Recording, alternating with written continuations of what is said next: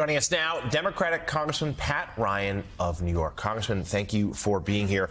We were talking earlier in the show about just how deeply unpopular the Republican legislation has proven to be, and seemingly only more so, including with significant tax breaks for the rich. But in these negotiations that may or may not shut the government, it does appear that health care has become really the animating point. Well, I think it's health care, specifically the cost of health care. And it's the tariffs and inflation. I was, up in my district all week and hearing from folks the economic pain, which is the exact opposite of what Donald Trump ran on, is moving voters. I talked with a lot of folks who voted for Trump and voted for me in my district. They are moving away from him. They are specifically saying you're overreaching here, literally saying you are violating the Constitution, sending U.S. troops to deploy against U.S. citizens, and you're not helping me where I need help, which is lowering healthcare costs, lowering food costs, lowering housing costs. He is deeply, deeply unpopular. So we're on the side of the people, and that gives us leverage in these negotiations. So how do your Republican colleagues justify slashing? How do they support this? Slashing, how much in health care was slashed? So it's over $1 trillion in healthcare cuts. Over $1 trillion.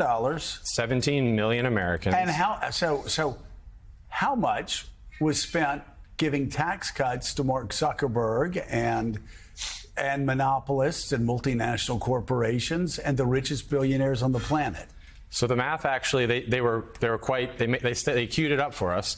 They literally gave $1 trillion in tax breaks to the top 1%, deeply un-American, to pay for these cuts. But they also hold on a second, because I'm not really good in math. I'm liberal arts major from the University of Alabama. Roll Tide. We hope we can beat Georgia this weekend.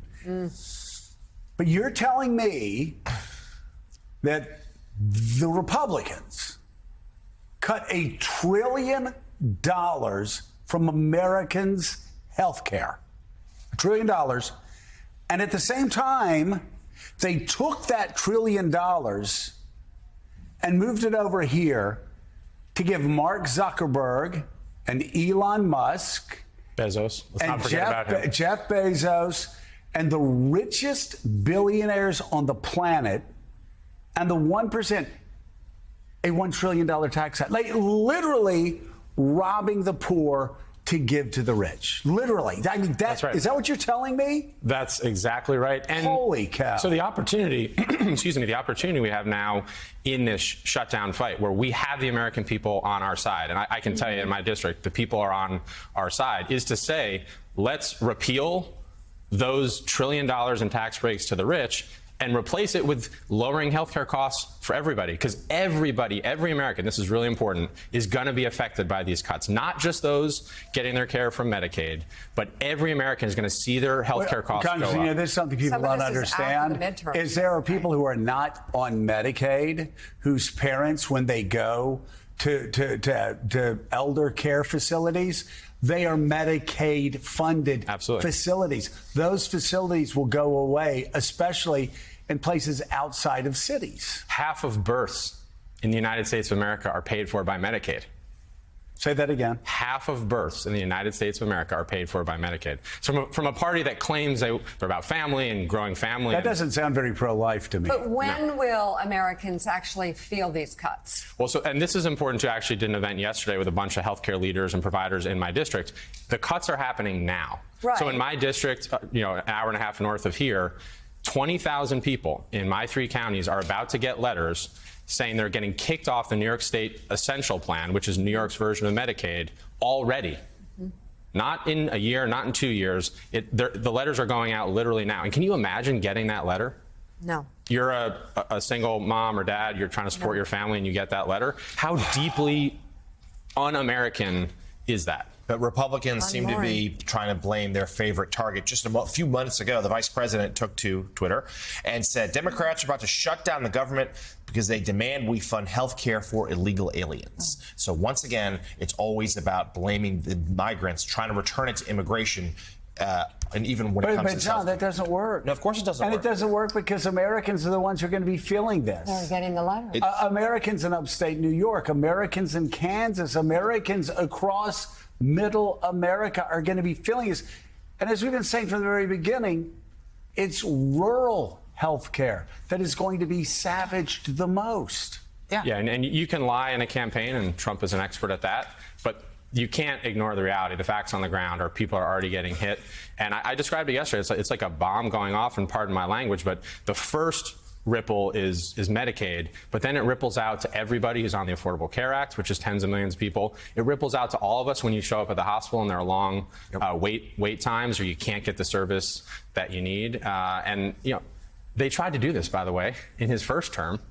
72 times to repeal the Affordable Care Act, and the American people fought back. And that's the important thing here. We cannot just take this sitting down. We got to rally folks and fight back. Congressman, there's no question that healthcare is just an extremely salient and personal issue for millions of Americans on both sides of the political aisle.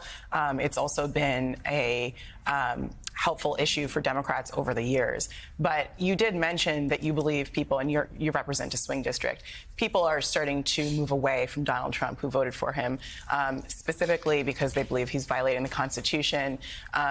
Even though the president ran on immigration, his immigration policies seem to be increasingly unpopular with the American people. The idea of having masked federal agents, not in uniform, roaming and roving the streets of the country it turns out, pretty unpopular. So I just wonder if you could speak to that a little bit. And do you think that that's an issue that Democrats can kind of increasingly take some ground on?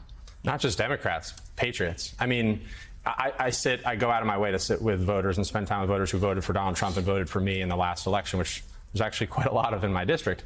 I was just with a group a few weeks ago sitting at the diner. To a person, every one of them, unprompted, said, I thought I was getting one thing, which is violent criminals that might be pushing drugs into our community out of the country, which I think 90+% of people agree with. But instead, we're getting this total overreach, and multiple people specifically use the word unconstitutional. I think that's really important to rally people now, not just as Democrats, but to say, if you believe in these foundational principles that our founders and framers laid out, it's so glaringly obvious that they're being trampled on right now. And I think that's how we build the broadest coalition to push back on this overreach. Democratic Congressman Pat Ryan of New York, thank you very much for coming on the show this morning. And coming up next on